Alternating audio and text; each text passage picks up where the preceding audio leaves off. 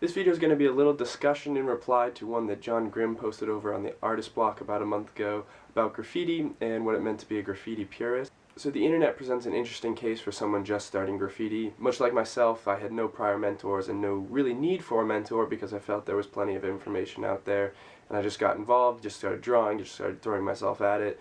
Obviously worked from pieces kind of backwards and into tags, which is a whole conversation in itself as to why most people attract to that. But at the end of the day, when there is change in the internet obviously influencing that change in culture, there's going to be some need to move back and to reconsider what the motives and what the pressures are to actually create the most, I guess, positive culture and positive art community around graffiti.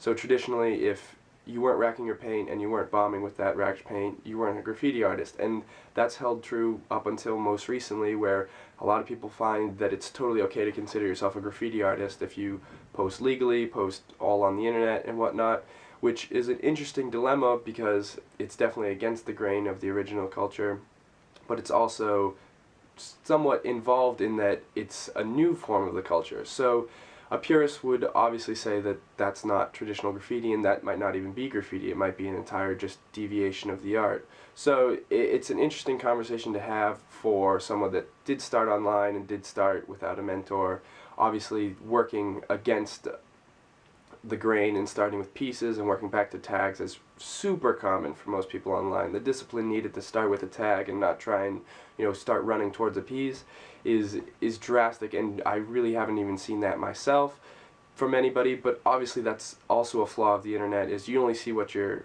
putting yourself kind of in front with. So if I'm only seeing pieces, I'm only searching for pieces, I'm only going to look at pieces, I'm only going to want to make pieces.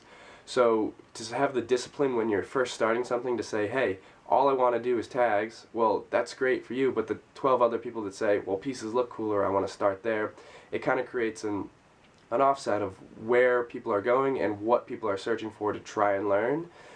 Without kind of a teacher figure and without a mentor figure, you're not going to really want to learn the discipline, and you're not going to really have any motivation to learn the discipline in order to find why actually learning a tag first is so important, and why developing your tag and developing how it works into a throwing, how it builds into a piece is so important.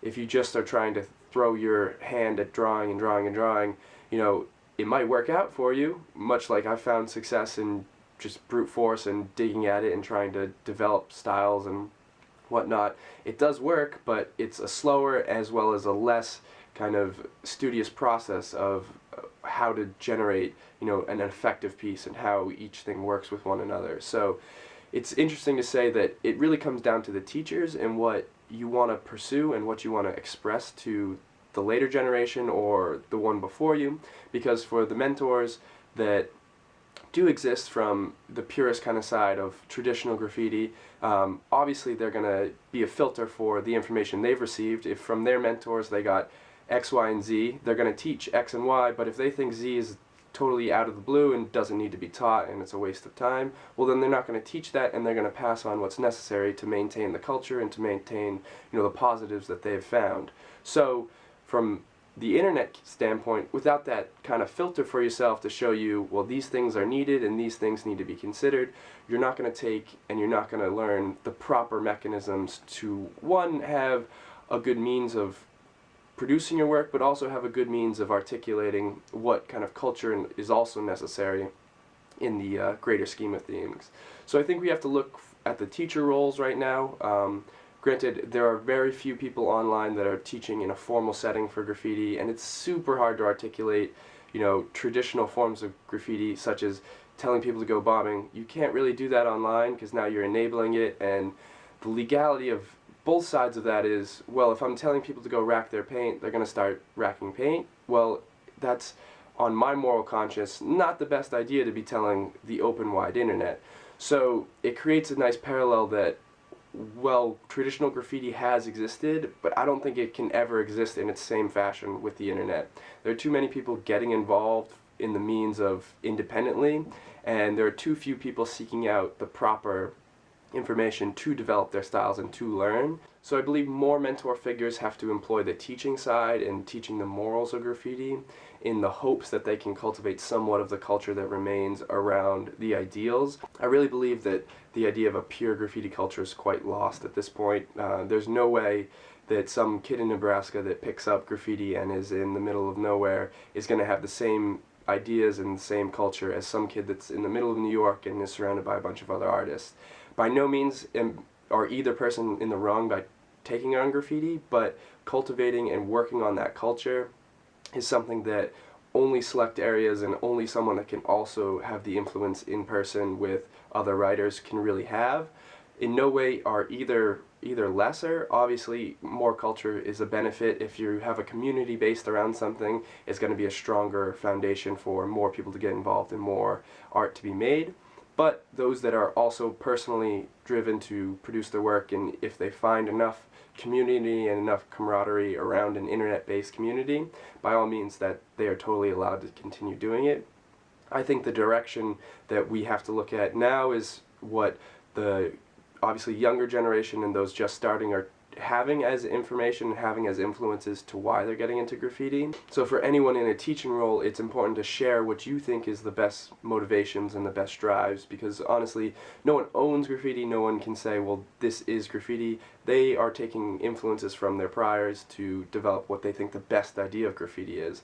So everybody has, I say, an equal role in sharing what they think the best ideals are, and obviously majority ends up ruling in that case. If there are more people that say buying your paint is okay, well, that's going to become a more ingrained version of the culture. It's going to be more influence, because if everyone's doing it, well, now it's more accepting to do that.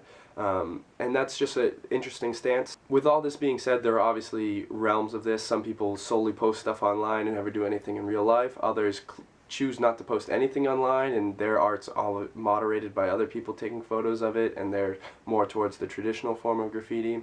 But we have to look at it as what you as a graffiti artist want to, convey and express to a later culture.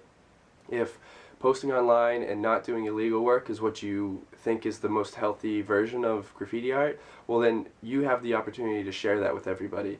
Now, obviously, that's totally against the grain of traditional forms, and I think the value in traditional forms is, probably more valuable than a new form trying to be cutty and edgy on everything. So I think there is some value in tradition, and it's important for people that have had the opportunity to cultivate that tradition to be able to share that and try to articulate that in the new form of the internet, because obviously you're not going to be able to share the culture, but you can share the morals that build that culture in the hopes that they can also, learn from that and take up on that culture, or take up on those morals and, pass that on to their personal circles. Because granted, yes, everybody can post stuff online, but if they can also share that with individuals in real life, that is when you get an opportunity where you can spread culture vicariously through the internet, but then it also thrives in life. So I think it's important for everyone watching and everybody sharing now that if you do believe in one direction or the other about graffiti, that you share those morals as well as you have an open conversation about them. A graffiti purist is something that obviously everybody has to thank because they've allowed for this current situation, but you also have to be tolerable of where they're coming from and why they think of these ideals. It's important not to disregard them and saying, oh, they're old school and their ideas are just out of date and we don't need to do that anymore. Well, those are built on a foundation for why graffiti started in the first place and why it needs to continue. So there are plenty of positives that do come from graffiti, and articulating and sharing which ones will help benefit the culture and which will help, the idea of graffiti art grow as a whole should be important to everybody, and really sharing that is something I hope to have an open conversation about and hope to kind of articulate what I believe the best form of graffiti is, which is an entirely separate video based off of this, but I hope the conversation is open enough to you that you guys can leave some comments down below. This is entirely just a prompt from John Grimm's video, so if you want to leave a video reply, feel free to shoot one at me and send me the link.